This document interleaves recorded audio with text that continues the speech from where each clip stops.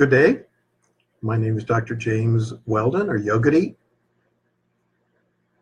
and we're speaking from Heavenly Mountain in Boone, North Carolina. And this is an event center, a spiritual community on about 1,000 acres in North Carolina. As far as I know, one of the largest such communities outside of India, directed towards spiritual consciousness, the yoga community, meditation. And we're continuing my discussion from my book, The Secret Journey to the Enlightened Mind, on living the enlightened life. And the whole purpose of this is really to help people bridge the gap in understanding.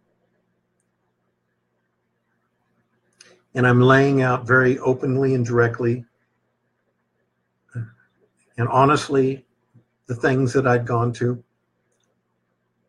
over the years. And I understand many people would say, to keep these things private. The experiences come and go. I completely understand that. But at least in the West and many places in the world, we're very young. We don't have the benefit of kind of the maturity of describing what the steps are in consciousness, in developing a more illumined state of consciousness. And so I've decided to openly share what I passed through to help individuals understand. This is actually the 20th episode on Living the Enlightened Life, part 2 of chapter 13. And in this segment, we're going to be talking about the secret power of sound. And in my life, over the years, I've seen sacred sound, chanting, as a really sublime practice. Songs to God and divine are the part of every faith. And the sweet melody of devotion has the ability to lift us up where we cannot raise ourselves. And in our communal song, our love and faith draws grace to us and restores our being. And in this kind of song, we enter as a separate mind, but as our awareness rides the harmony of sound, and whatever devotion and love, you can't make this happen. It can merge our separate minds.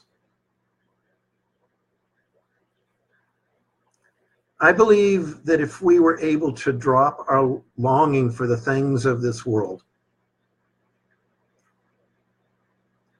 forget our needs for food, money, success, health, and a million other things, and give ourselves in love to the divine, that sense of holiness, godliness would come in an instant and merge with us. This is true. It is really true. And I felt the presence of God this way many times. And by the way, when I first started on my spiritual adventure in 1971, a couple of years after that, I did meet a spiritual teacher, Prabhupada, who was the founder of the Krishna organization. They do a huge amount of singing. I heard it, I didn't get it. And I understand why a lot of people don't understand that. You could say it's an acquired taste. but you need to let yourself go into that. You know, song is a gift because we cannot stand really fully in that light. It would, we would become ashes. We could say that the Mother of Divine has created a way for us to come in song that we may be accustomed to that power. Like a small kitten calling in the darkness for its mother, we all call innocently to God in love. And the divine hears from us everywhere and is attracted to that and can send grace to us. And when we invoke grace, then we're drawn to that. And that power gradually, over time, fills our mind and body and transforms our vision. This is the mysterious power of divine love and song.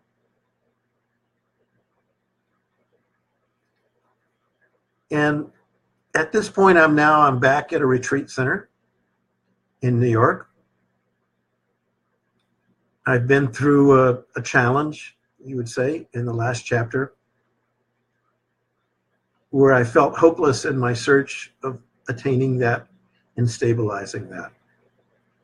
And I'm now entering a hall where there's about 10 or 15,000 people singing late in the night under the moonlight. And I find a seat on the hard wooden floor. And at that moment, I'm thanking God for the many, many teachers that have touched my life. Especially this mysterious one that I met in this unbelievable experience, this finest level of creation, apparently, in 1976, for opening up the way. And I take up the song to God, along with many others. And as the minutes and the hours passed, my inner light becomes brighter and brighter. That all-enveloping love fills the room, becomes stronger. And gradually, I lose all sense of difference between those around me and myself. Although the room was filled with people, in that shining light, there is only one voice, one being, and one body calling to God. And these words from the chant, Muktandandaya, meaning the bliss of liberation, it fills the air. This teacher had now passed, and I'm lost in love. In that space, there was no more sorrow, no more ego to hold me back. All of my earlier unhappiness that evening dissolves, and even my desire to return to that plane, this place of grace. Just let it be. In time, everything would be revealed. And 4 hours pass in an instant, and I kind of open my awareness, and somehow, there I am. I haven't thought about that experience for hours. All that time, I'm lost in a blissful rapture. I'd given myself to the power of song and the power it invokes. And now, my heart's desire at that time opened effortlessly.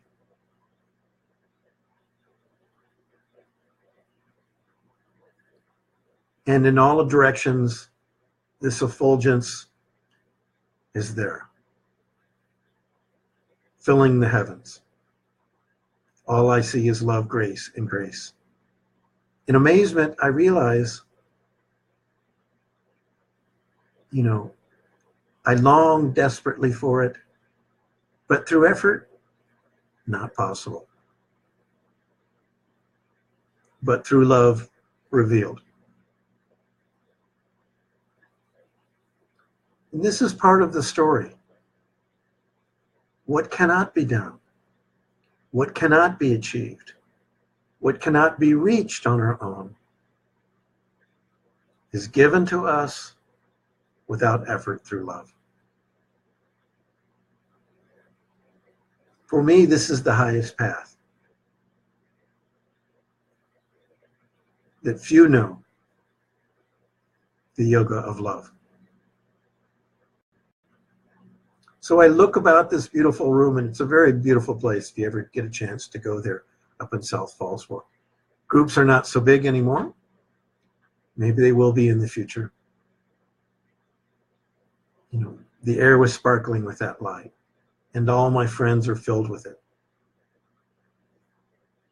It pours out of our hearts, and we're like an orchestra of instruments. And at the center of every mind is a drop of that divinity, like a beacon. And I'm dumbfounded because my own subtlest form, I felt long ago, appears to be the essence of everyone. And in that place, all of us, knowing or unknowing, stand as witnesses as the universe unfolds. And even in the greatest tragedy, knowing or unknowing, that space exists. And at that moment, I thank the world for all my happiness and also for my pain. How grateful I feel now for all of those tests. Without those lessons, this wouldn't have come. Without the sorrows of my life, I wouldn't be here again after all this time. The pain of my life makes my love full and deep. And even if I could only see it for a few moments, that greatness everywhere. So deep suffering has its place also. It gives rise to deep surrender and opens, at least in my case, a period of a larger universe, an experience of a larger universe. And finally, the sun is rising over the horizon here, and I'm feeling renewed.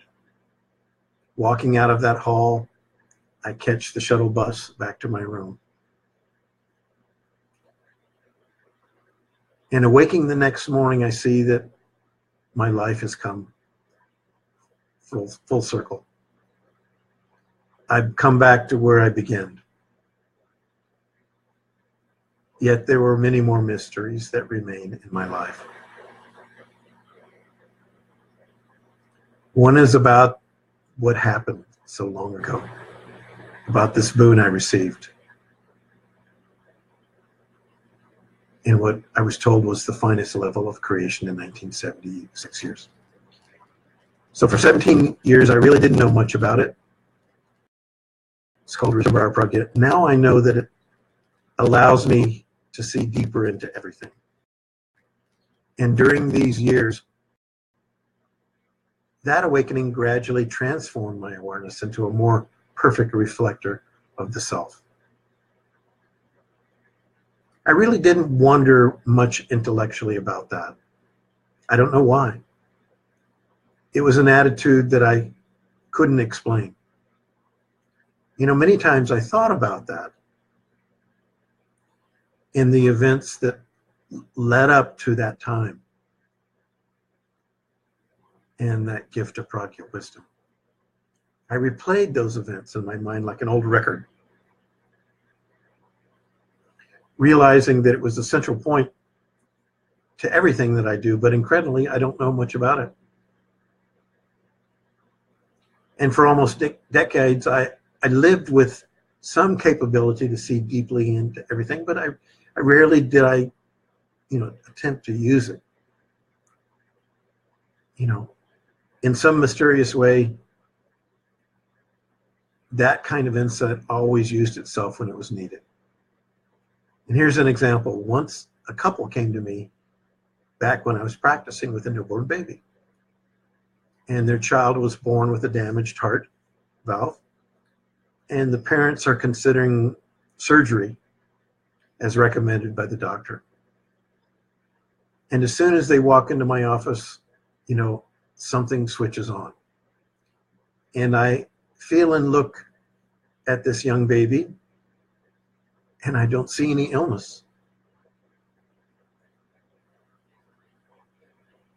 In the child's heart, there is, at least from no disease. Nothing but brilliant white light shining there. In the middle of the child's mind, there's a little star showering light. Everything is as it should be. And obviously I didn't try to direct them one way or another. And I'm wondering, will that process make any difference? My insight says that this soul has made a choice, the choice to go through that. And I tell the mother what I see, and then I feel intuitively there's nothing, I can do, nothing to be done by me at least. Everything is proceeding as nature intended. And the parents select to have the surgery. And I can understand the father didn't have any faith in my insight. I understood this. I don't blame them. And real intuition is not common. And over the next few weeks, the mother returns alone with the child, but the father doesn't come. And we talk about this life, potential life beyond this world. And I share with her a few simple things that she can do to feel more oneness with the child. And as things turn out, they completed the surgery, but the young baby passes. And even though the child has passed, I still have this feeling that nature is taking the choice that it should. There's a lot that we don't know, so much we don't know about why things happen the way that they happen. And I'm not claiming to have known, but I felt there was a choice there by the soul of this young baby. That it's probable that the outcome would have been the same no matter. But who am I to say more? And a little while later, the mother comes to me. They've had a funeral for the child. And as soon as the child walks into my office, I see something extraordinary. So resting on the chest of this mother is a brilliant light that I felt in the heart of the child. And as the mother shares her agonizing loss, this child takes us into a space that we both can see. And watching and wonder, we see as this energy merges into the vast universe. And we see that this is a lesson here, I guess for both of us, that there really is no such thing as death. Such seeming tragedies contain deeper lessons beyond the superficial loss in life. And often we see only the surface of such events. Maybe this child fulfilled its needs to touch the world briefly and to teach us to look beyond the body. And a new, different bond is created between this mother and child. I wonder why things like that would happen. I never had much control over them. And I know that such insights are not meant to be used for idleness. There was a temptation from time to time, but when I kind of try to reach for that consciously, the result was not clear.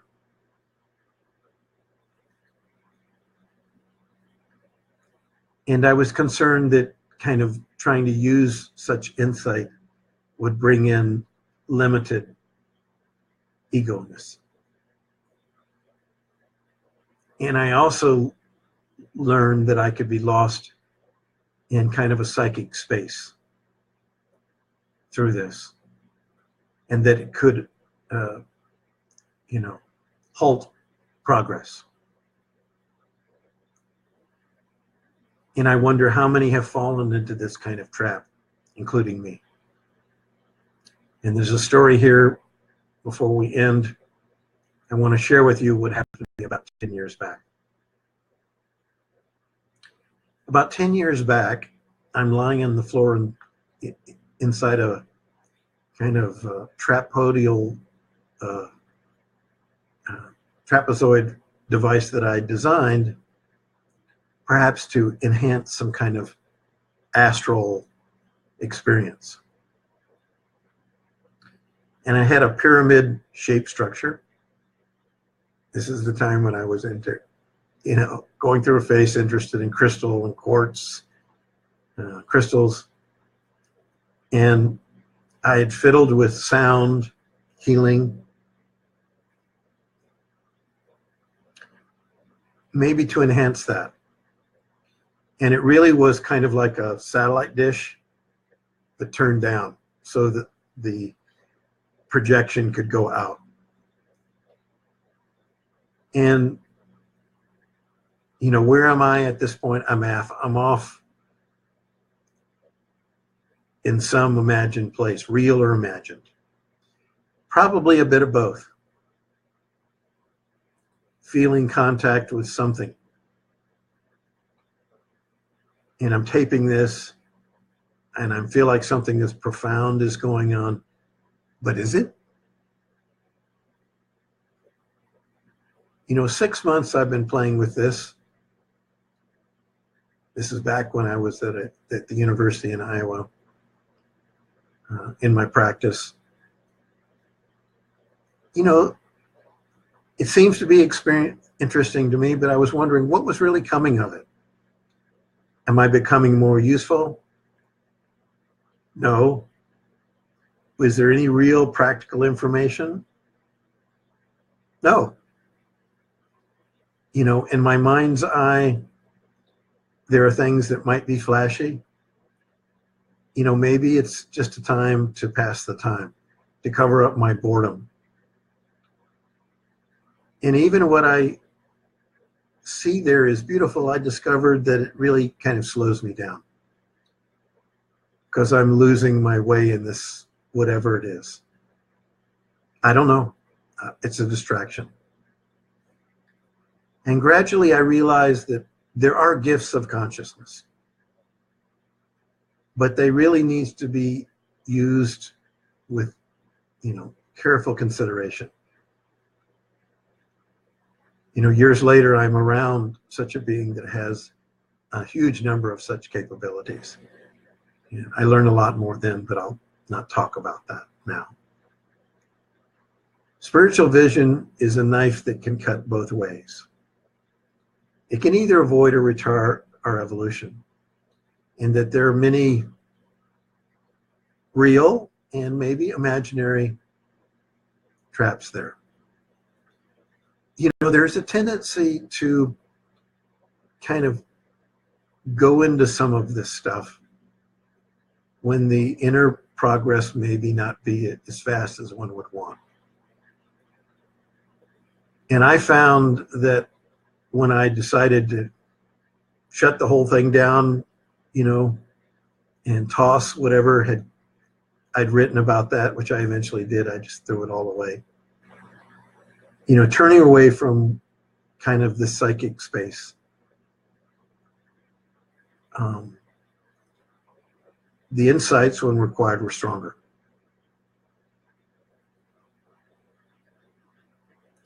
So back in the present, now, not the present here, but the present then, about 20 years later, I decide to do a little bit more research, see if there's anything in these works in terms of what I've been passing through. And this is something called the Yoga Sutras of Patanjali. It's a treatise that was done upon the nature quality of developing consciousness and kind of a philosophy. It's one of the major systems of Indian philosophy. And, it details in there some of the advanced states of consciousness.